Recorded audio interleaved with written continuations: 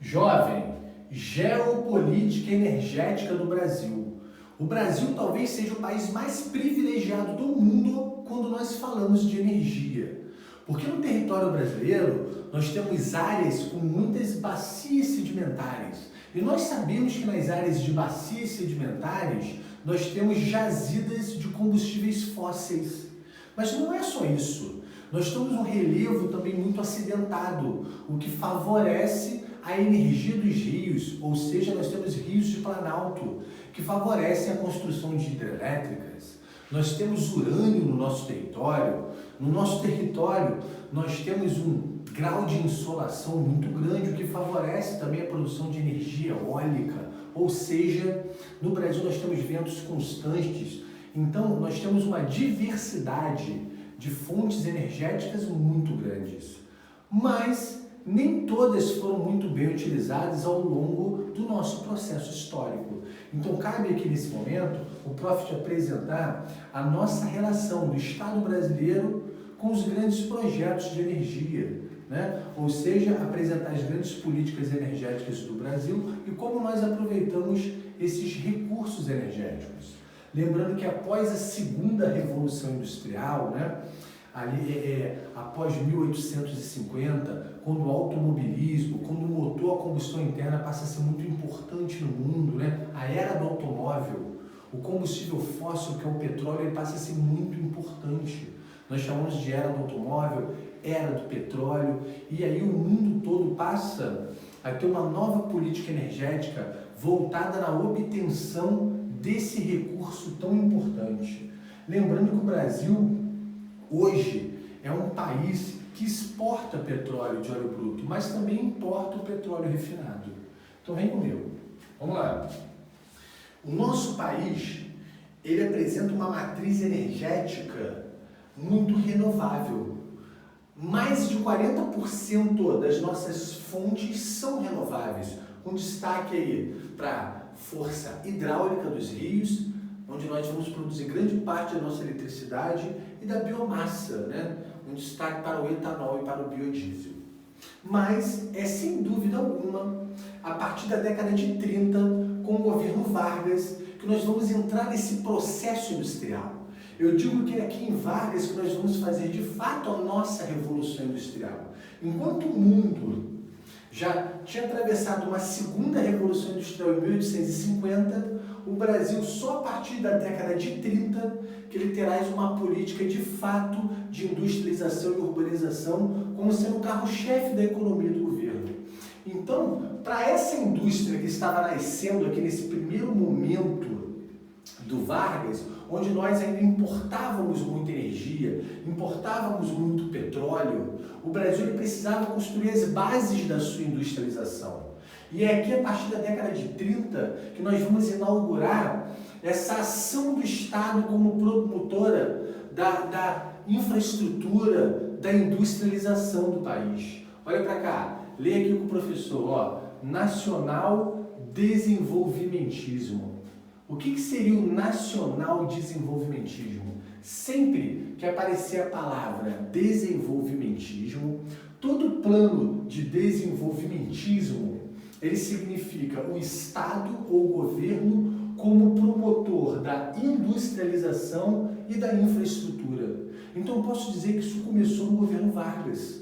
O governo Vargas, nesse momento que o Estado era o grande promotor da infraestrutura, ele vai investir muito também em energia. Então nós teremos uma grande política energética. No momento que, como eu já te falei, que o petróleo estava muito importante no mundo.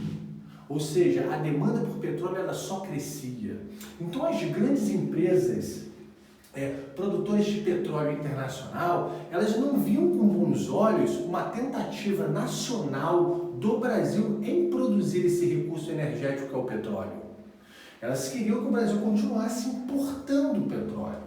Porém, já no governo Vargas, ele entende a necessidade do Brasil produzir o seu próprio petróleo. E num segundo momento desse primeiro governo de Vargas, lá do Estado Novo, o Vargas vai criar o Conselho Nacional do Petróleo. E ele vai entender que o Brasil ele precisa pesquisar, desenvolver e produzir petróleo. Pois todo país que entra no seu processo de industrialização, ele precisa dessa fonte energética tão importante já há tanto tempo no mundo. Só que aí, esse primeiro momento do governo Vargas, como nós sabemos, ele vai acabar em 45, né? O fim da Segunda Guerra Mundial. E ali, nesse período, ali pós o primeiro governo Vargas, nós temos o Dutra, o governo do presidente Dutra, que tem como plano SALT, saúde, alimentação, transportes, energia. Gente, o governo Dutra ele vai fazer uma relativa abertura do Brasil. E nessa relativa abertura do Brasil, você vê a participação do capital estrangeiro, ou seja, das empresas, principalmente petrolíferas internacionais, participando da exploração desse recurso aqui no nosso território. Então a ideia do Vargas era que o Brasil começasse a produzir o seu petróleo, porém com o fim do governo Vargas e com o início do governo Dutra, o que nós assistimos foi a chegada de empresas internacionais para explorar o subsolo brasileiro, de empresas internacionais trabalhando na exploração do nosso petróleo. E aí, nesse momento, o país ele fica polarizado politicamente entre aquelas pessoas que defendem que o petróleo é nosso, que é o governo brasileiro que deve fazer a prospecção e a produção do nosso recurso petróleo, e outros grupos que acreditam que não, que como o capital externo ele traz mais tecnologia, isso poderia ser aberto ao capital externo sim. Então eu posso dizer que nesse período entre 46 e 51 há um grande debate no Brasil em torno da presença ou não do capital estrangeiro na exploração do nosso petróleo. É aí que nasce o movimento O Petróleo é Nosso. E nós sabemos que o Vargas ele vai voltar eleito pelo povo. E nesse segundo governo de Vargas, onde ele chega eleito pelo povo, ele dá um passo importantíssimo da nossa política energética. Ele vai criar a Petrobras, em 1953. Ele vai criar a Petrobras, e um outro feito muito importante desse segundo governo Vargas aqui é o monopólio da exploração, do refino e da distribuição do petróleo brasileiro. Então a Petrobras ela passa a ter o monopólio da exploração e comercialização do petróleo do Brasil. Então olha só, o governo Vargas ele está dentro desse pacote que eu chamei de nacional desenvolvimentismo. É um governo que vai investir em muita infraestrutura. É o governo que vai ser o promotor da nossa industrialização e da nossa infraestrutura. Então lembre-se disso. Se cair numa prova alguma coisa relacionada à infraestrutura, energia, transporte, saneamento, você sempre vai procurar como alternativa aqueles momentos em que nós tivemos um governo de Estado forte, como foi, por exemplo, no governo Vargas. Olha para cá, meu amigo, e aí nós vamos continuar dentro dessa política que eu estou chamando de nacional desenvolvimentismo, só que agora já na figura do presidente Juscelino Kubitschek. O Juscelino Kubitschek, que vai chegar ao poder em 56, ele vai chegar com o seu plano de metas. O plano de metas, entre outras coisas, ele visava desenvolver o Brasil. Ele visava avançar o Brasil naquele lema 50 anos em 5. E um dos gargalos para o desenvolvimento econômico do Brasil era a questão energética. Então ele sabia que o Brasil precisava de um grande investimento em energia. E não foi só isso que esse governo fez. Esse governo investiu muito em infraestrutura, fez também uma abertura econômica, principalmente para os setores industriais que nós tínhamos uma desvantagem. Enfim, ou seja, quando chegam no Brasil as empresas automobilísticas. Chegando às empresas automobilísticas, o governo tem que ser o facilitador. Ele tem que fornecer a infraestrutura necessária para as empresas que chegam de fora e para o desenvolvimento do nosso próprio parque industrial. Então, investir em energia é de suma importância para o crescimento econômico do Brasil. E isso está dentro do plano de metas do JK, que acompanhando essa lógica do nacional desenvolvimentismo, o JK também representa esse modelo econômico, onde o Estado vai investir na indústria e na infraestrutura. E falando que infraestrutura é energia também, continuando. Mas, na década de 60, acontece algo no mundo que vai repercutir no Brasil também. É a criação da Organização dos Países Exportadores de Petróleo. Dentre eles, nós temos nossa vizinha Venezuela. Tá? Esses países são, na verdade, um cartel, que a partir desse momento vão começar a controlar a produção e o preço do petróleo no mundo. Haja visto que o petróleo, como eu te falei, vai cada vez ganhando mais importância no cenário internacional. E o Brasil, até esse momento aqui, ele não produzia nem 20% do petróleo que utilizava. Então nós precisávamos ampliar a nossa produção para diminuir a nossa dependência do petróleo internacional. E por incrível que pareça, já na lógica dos governos militares, né, que vão se iniciar em 64, já na lógica dos governos militares, em 1973, com a guerra do Yom Kippur, nós teremos a primeira grande crise do petróleo, onde a OPEP ela vai reduzir a produção de petróleo, levando a um grande aumento do preço do petróleo. Meu amigo, com essa primeira crise do petróleo em 73, a economia brasileira, que era dependente do petróleo externo, ela vai sentir um grande impacto. E aquilo que estava ruim ainda vai piorar. Porque no final da década de 70, mais precisamente 1979, nós teremos aí com a Revolução Iraniana a segunda crise do petróleo. Então a década de 70 ela é marcada pelas grandes crises do petróleo e por uma necessidade de reformulação da política energética do Brasil. Ou seja, onde nós vamos precisar diminuir a dependência do petróleo externo e passarmos a produzir o nosso próprio petróleo. Como consequência dessas grandes crises, nós tivemos o crescimento da nossa dívida externa, com a evasão de divisas, ou seja, com isso nós teremos uma inflação e o agravamento da nossa questão econômica, que vai levar a uma consequente crise. Então, as crises do petróleo, ou seja, algo que tem uma escala planetária, vão afetar diretamente a economia brasileira. Agora, vamos prosseguindo aqui, que eu vou tentar te mostrar agora a continuidade desse processo. Vem com o prof, vem comigo. Ainda dentro aqui, da lógica dos governos militares, da década de 70 para a década de 90, nós vamos desenvolver aquilo que seria uma nova política energética. Então, os governos militares eles estão dentro daquele pacote de nacional desenvolvimentismo, como eu te falei, do Estado promotor da indústria e da infraestrutura. E aqui eles entenderam que nós precisamos ampliar a oferta energética do Brasil para alimentar o nosso parque industrial, mas, acima de tudo, para diminuir a nossa dependência do petróleo internacional. Então, dentro desse pacote, dessa nova política energética, nós vamos investir em hidrelétricas. É só você lembrar, quem investiu muito em energia?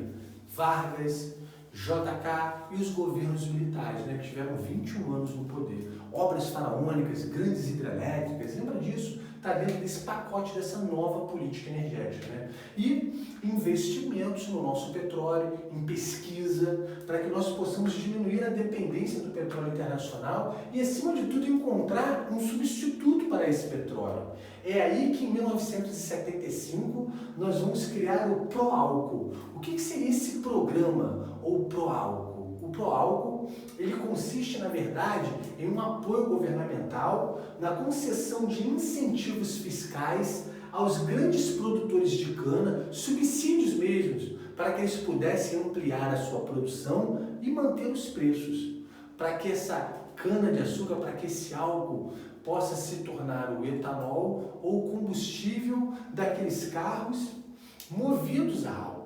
Então, esses incentivos fiscais também são estendidos às empresas automobilísticas que também sentiram com a crise internacional do petróleo para que elas desenvolvessem motores movidos ao etanol. Então, o Brasil encontrou um caminho, no mínimo, interessante, que é produzir carros movidos a etanol ou ao álcool combustível, né, que era um grande substituto da gasolina. É claro que esse projeto ele apresenta uma série de problemas, dentre eles o favorecimento da concentração de renda e da concentração fundiária, pois ele é muito criticado por não promover reforma agrária, e sim por apoiar os grandes produtores rurais, ou os grandes produtores de cana. E aí vamos entrar na grande crise da década de 80, E já na década de 90, o Brasil ele vai inaugurar um modelo político neoliberal com os presidentes Fernando Collor, Itamar e principalmente Fernando Henrique Cardoso. E você sabe que como característica do modelo neoliberal, do novo liberalismo, você tem a diminuição do Estado. E acima de tudo você tem um processo de privatizações. Então aqui, nesse contexto neoliberal da década de 90, o que nós assistimos foi um processo de privatizações, principalmente de empresas energéticas. Eles não conseguiram aqui privatizar a Petrobras, mas aqui, do governo Fernando Henrique Cardoso, ele vai conseguir quebrar o monopólio da Petrobras. Isso é algo muito importante e recorrente em concursos. E é aqui também que, por exemplo, grandes companhias de eletricidade dos municípios e dos estados, elas vão serem privatizadas também. E nós sabemos que uma hidrelétrica é uma obra muito cara e que demora muito tempo para ficar pronta, que requer grandes investimentos e que a energia final gerada é relativamente baixa. E se nós estamos num momento em que as empresas de energia estão sendo privatizadas e as empresas privadas visam lucro, você vê um decréscimo no investimento em produção de energia hidrelétrica.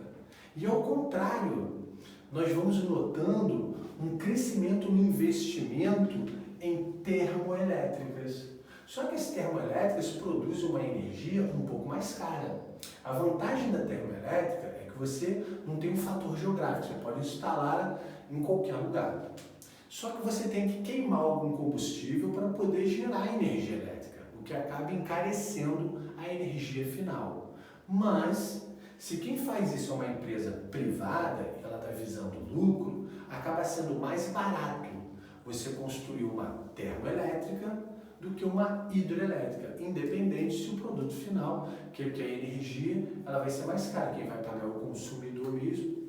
Então, enfim, não para por aqui, porque depois nós entraremos numa outra fase, né, de reaparelhamento do Estado com o governo Lula, que volta mais uma vez a investir em energia, investir na Petrobras, investir na prospecção de petróleo em águas profundas, que é o nosso pré-sal, vai construir grandes hidrelétricas, principalmente na região norte do Brasil, e na continuidade desse processo nós teremos o governo Dilma, onde nós teremos o leilão do pré-sal, e no governo Dilma nós também teremos a construção de uma série de usinas eólicas, principalmente na região Nordeste e no Rio Grande do Sul.